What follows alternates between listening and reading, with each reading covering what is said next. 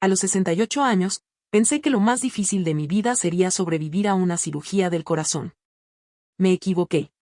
Lo más doloroso no fue el quirófano, sino descubrir que, para mi propio hijo, yo ya no era una prioridad.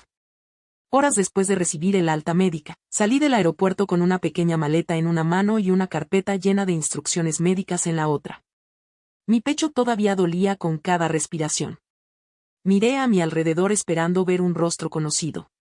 Pero solo encontré desconocidos abrazando a sus familias mientras yo permanecía completamente sola. Lo que mi hijo hizo aquella tarde cambió nuestra relación para siempre. Sin embargo, él todavía no sabía que, 3 semanas antes, yo ya había tomado una decisión que estaba a punto de cambiar su vida. Mi nombre es Elena Vargas. Durante muchos años creí que amar significaba estar siempre disponible para los demás. Pensaba que una buena madre debía sacrificarse sin hacer preguntas, incluso cuando nadie parecía notar ese esfuerzo. Crié sola a mi hijo, Daniel, desde que su padre abandonó nuestro hogar cuando él apenas tenía 9 años. Trabajé en 2 empleos al mismo tiempo. Por las mañanas atendía una pequeña lavandería y por las noches organizaba inventarios en un almacén de telas. Dormía pocas horas, pero nunca permití que Daniel sintiera el peso de nuestras dificultades. Cuando él necesitaba dinero para un viaje escolar, encontraba la manera. Cuando quería practicar deportes, hacía horas extras.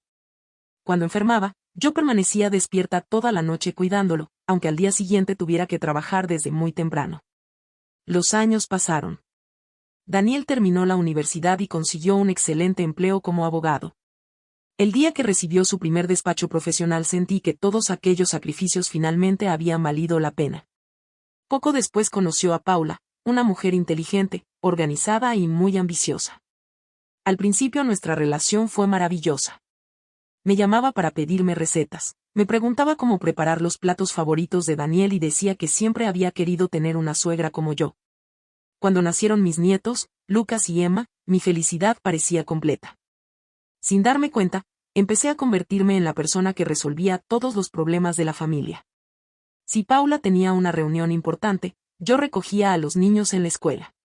Si Daniel debía quedarse trabajando hasta tarde, yo preparaba la cena. Si alguno de los pequeños enfermaba, era mi casa donde pasaban la noche. Nunca me molestó hacerlo. Al contrario, sentía que seguía siendo importante para ellos. Pero, poco a poco, algo cambió. Las llamadas dejaron de ser para preguntarme cómo estaba. Ahora solo sonaban cuando necesitaban un favor. Si alguna vez no podía ayudarlos, el silencio aparecía inmediatamente. Nadie preguntaba si yo estaba cansada. Nadie imaginaba que también podía necesitar ayuda algún día. Recuerdo perfectamente una tarde en que mi nieta Emma subió al coche después de la escuela, me abrazó y dijo con una sonrisa inocente: «Abuela, tú siempre vienes por nosotros». Sonreí emocionada. «Claro, mi amor. Las abuelas hacen eso». En ese momento aquellas palabras me parecieron un hermoso cumplido. Hoy entiendo que también escondían una verdad que yo me negaba a aceptar. Cuando una persona siempre está disponible, los demás terminan creyendo que es su obligación. Y sin darse cuenta, dejan de agradecerlo. Eso fue exactamente lo que ocurrió conmigo. Con el paso de los años, dejé de ser una madre para convertirme, sin darme cuenta, en una solución permanente para los problemas de los demás. Mientras Daniel y Paula construían sus carreras, yo organizaba mi vida alrededor de sus horarios. Mi calendario ya no dependía de mis planes, sino de las necesidades de ellos. A veces conducía más de 1 hora solo para recoger a Lucas del entrenamiento. Otras veces llevaba a Emma al médico porque sus padres tenían reuniones que, según ellos, no podían cancelar. Nunca protesté. Me repetía una y otra vez que eso era lo que hacía una familia. Pero la verdad empezó a mostrarse de una forma que yo no quería aceptar. Los favores dejaron de ser peticiones. Se convirtieron en obligaciones. Y cuando una obligación dura demasiado tiempo, termina pareciendo un derecho. 6 meses antes de todo aquello, durante un chequeo médico, mi cardiólogo permaneció varios segundos observando mis estudios sin decir una sola palabra. Ese silencio me asustó más que cualquier diagnóstico. Finalmente levantó la mirada. «Señora Vargas, debemos hablar con calma». Mi corazón presentaba un problema serio que había avanzado lentamente durante años. Si no recibía tratamiento, Las consecuencias podían ser irreversibles. Existía una cirugía moderna que ofrecía muy buenas posibilidades de recuperación, pero también implicaba riesgos importantes. Acepté la operación. Sin embargo, tomé una decisión que hoy muchos no entenderían. No le conté toda la verdad a Daniel. Solo le dije que viajaría unos días para realizarme un procedimiento sencillo y que probablemente regresaría pronto. Cuando pronuncié esas palabras, observé cuidadosamente su reacción. No vi preocupación. No vi miedo. Solo vi alivio. Como si acabara de confirmar que no tendría que cambiar ninguno de sus planes. En ese instante comprendí algo que llevaba años evitando aceptar. Yo ya esperaba esa respuesta. Y por eso preferí no ponerlo a prueba. A veces duele menos una sospecha que una confirmación. Viajé completamente sola al instituto especializado donde realizarían la cirugía. Firmé documentos llenos de palabras difíciles de leer. Complicaciones. Riesgo cardíaco. Consentimiento informado. Cada firma parecía recordarme que mi vida dependía de unas pocas horas dentro de un quirófano. La noche anterior a la operación llamé a Daniel. Él contestó rápidamente. ¿Cómo estás, mamá? Durante unos segundos estuve a punto de decirle toda la verdad. Quise confesarle que tenía miedo. Que existía la posibilidad de no volver a verlo. Que necesitaba escuchar una sola frase. No estás sola. Pero no fui capaz. Solo respondí con una sonrisa que él jamás pudo ver. Que estoy un poco cansada. Descansa tú también. Mañana será un día largo. Colgamos pocos minutos después. Él nunca preguntó en qué hospital estaba. Nunca pidió el número de mi habitación. Nunca dijo que intentaría viajar para acompañarme. Aquella noche permanecí despierta mirando el techo blanco de la habitación. Pensé en los cumpleaños que organicé. En las madrugadas cuidando a mis nietos enfermos. En todos los kilómetros que recorrí para ayudar a mi familia sin que nadie tuviera que pedírmelo 2 veces. Y, por primera vez en muchos años, me hice una pregunta muy sencilla. Si mañana algo sale mal, ¿quién vendrá realmente por mí? La respuesta apareció casi de inmediato. Y, aunque me rompía el corazón admitirlo, no era mi hijo. Era mi hermana menor, Isabel. Hacía muchos años que nuestra relación se había enfriado por problemas familiares. Sin embargo, 2 años atrás habíamos comenzado a hablar nuevamente en silencio, sin contárselo a nadie. Cuando supo de mi operación, no hizo preguntas. Simplemente tomó un avión. Fue ella quien permaneció sentada junto a mi cama. Fue ella quien sostuvo mi mano mientras los médicos preparaban todo. Y fue entonces cuando comprendí una verdad imposible de ignorar. La familia no siempre es quien comparte tu apellido, sino quien aparece cuando más la necesitas. La operación duró casi 6 horas. Cuando abrí los ojos, las luces del techo estaban borrosas y apenas podía respirar con normalidad. Sentía el pecho pesado, como si alguien hubiera colocado una enorme piedra sobre mi corazón. Lo primero que hice fue mirar hacia la puerta. Esperaba ver a Daniel. Esperaba escuchar su voz. Esperaba sentir que, al final, había decidido venir. Pero la única persona que estaba junto a mi cama era una enfermera llamada Clara. Ella sonrió con dulzura mientras acomodaba la manta sobre mis piernas. Bienvenida de nuevo, Elena. Todo salió muy bien. Asentí lentamente. Después hice la pregunta que llevaba horas esperando hacer. ¿Mi familia vino? Clara bajó la mirada durante unos segundos antes de responder. Tu hermana Isabel estuvo aquí hasta hace un momento. No quiso irse hasta asegurarse de que habías despertado. Sentí un nudo en la garganta. No pregunté por Daniel. La respuesta ya estaba frente a mí. Durante las siguientes 3 semanas permanecí recuperándome cerca del hospital. Aprendí a caminar nuevamente sin sentir dolor. Cada pequeño paso era una victoria. Mientras tanto, enviaba mensajes al grupo familiar. La recuperación va bien. Hoy los médicos retiraron algunos tubos. Probablemente pueda regresar la próxima semana. Las respuestas llegaban horas después. Un pulgar arriba. Un simple qué bueno. Oh, muchas veces. Nada. En cambio, Isabel aparecía todos los días. Traía libros. Fruta fresca. revistas. Y, sobre todo, conversaciones que hacían mucho más ligeras aquellas largas tardes de recuperación. Una mañana, antes de recibir el alta médica, una administradora del hospital entró en mi habitación con varios documentos. Señora Vargas, solo falta actualizar algunos datos de su expediente. Comenzó a revisar cada hoja con tranquilidad. Hasta que llegó a una pregunta muy sencilla. ¿Desea mantener al mismo contacto de emergencia o quiere hacer algún cambio? Miré el formulario durante varios segundos. El nombre de Daniel aparecía escrito en letras grandes. Durante años jamás pensé en modificarlo.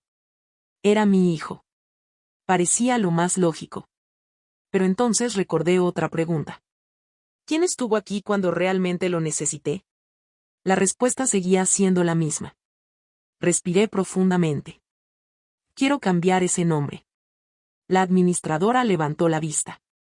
¿A quién desea registrar? Sonreí por primera vez en muchos días. A mi hermana. Isabel Romero. Ella escribió el cambio sin hacer preguntas. Después añadió algo que jamás olvidaré. Cuando actualicemos el sistema, el contacto anterior recibirá una notificación automática informando que ha sido reemplazado. Solo asentí. No buscaba vengarme. No intentaba castigarlo. Simplemente estaba aceptando una realidad que llevaba demasiado tiempo ignorando. Las personas que aparecen cuando todo está bien no siempre son las mismas que permanecen cuando la vida se derrumba. 2 días después recibí el alta. Volé de regreso a casa completamente sola. Durante todo el viaje pensé que, tal vez, Daniel tendría una sorpresa preparada en el aeropuerto. Quizás esta vez aparecería. Quizás todo cambiaría. Al aterrizar, tomé mi teléfono y escribí en el grupo familiar. Ya llegué. ¿Alguien puede venir por mí al aeropuerto? Vi cómo ambos leyeron el mensaje casi de inmediato. Esperé. 1 minuto. 5 minutos. 8 minutos. Ninguna respuesta. Finalmente apareció un mensaje de Paula. Hoy estamos muy ocupados. Mejor pide un coche por aplicación. Unos segundos después llegó el de Daniel. Mamá, deberías organizar mejor estas cosas. Leí aquellas palabras varias veces. No lloré. No me enojé. Sentí algo mucho más fuerte. Sentí que, por fin, dejaba de hacerme ilusiones. Respondí únicamente con una palabra. Está bien. Guardé el teléfono. Pedí un vehículo. El conductor, un hombre llamado Roberto, vio la pulsera del hospital que todavía asomaba bajo mi manga. Sin decir una palabra, tomó mi maleta antes de que pudiera levantarla. No haga esfuerzo, señora. Yo me encargo. Aquella pequeña muestra de amabilidad, recibida de un completo desconocido, casi rompió el poco control que todavía conservaba. Durante el camino nadie habló. Solo al llegar frente a mi casa, Roberto dijo algo que quedó grabado para siempre en mi memoria. Ahora le toca cuidar de usted misma, porque alguien tiene que hacerlo. Entré lentamente. La casa estaba completamente silenciosa. Dejé la maleta junto a la puerta y me senté en mi sillón favorito. En ese mismo instante, mi teléfono comenzó a sonar sin descanso. Daniel estaba llamando una y otra vez. El correo automático del hospital acababa de informarle que ya no era mi contacto de emergencia. Y por primera vez en muchos años, el silencio ya no era mío. Era suyo. Miré la pantalla del teléfono mientras seguía vibrando sobre la mesa. Una llamada. 2. 5. 12. Después comenzaron a llegar los mensajes. Mamá, contéstame. ¿Qué significa ese correo del hospital? ¿Por qué Isabel aparece ahora como tu contacto de emergencia? Durante años fui yo quien esperaba una respuesta. Aquella tarde, fue Daniel quien tuvo que aprender lo que se siente esperar. Dejé que el teléfono sonara unos minutos más antes de contestar. Mamá. Su voz temblaba. Acabo de recibir un correo del hospital. Dice que ya no soy la persona autorizada para tomar decisiones sobre tu salud. ¿Qué está pasando? Respiré despacio. Mi pecho aún dolía, pero ya no por la cirugía. Daniel, ¿cómo estuvo tu día? Hubo un largo silencio. ¿Qué? Es una pregunta sencilla. ¿Cómo estuvo tu día? Mamá, esto no es momento para eso. Sonreí con tristeza. Exactamente eso pensé yo cuando esperaba que alguien viniera por mí al aeropuerto. Él no respondió. Solo escuché su respiración. Finalmente habló. No puedes hacer algo así sin avisarnos. ¿Sin avisarlos? Daniel, estuve 3 semanas sola recuperándome. Les escribía todos los días. Sabían perfectamente dónde estaba. ¿Pensábamos que era una operación sencilla? Porque eso fue lo que decidí decirles. Mi voz permanecía tranquila. ¿Sabes por qué lo hice? Porque tenía miedo de confirmar algo que llevaba años sintiendo. Otro silencio. Más pesado que el anterior. Cuando una persona realmente ama a alguien, continúe, no espera a conocer todos los detalles para acompañarla. Simplemente aparece. Él intentó justificarse. Paula y yo estábamos trabajando. Los niños tenían actividades. Todo fue muy complicado. Cerré los ojos. ¿Recuerdas cuántas veces crucé la ciudad para cuidar a tus hijos? No respondió. ¿Recuerdas cuántas reuniones cancelé por ayudarte? Silencio. ¿Recuerdas una sola ocasión en la que te dije que estaba demasiado ocupada? La llamada quedó completamente muda. Por primera vez en muchos años. Daniel no tenía argumentos. 2 días después apareció frente a mi casa junto a Paula.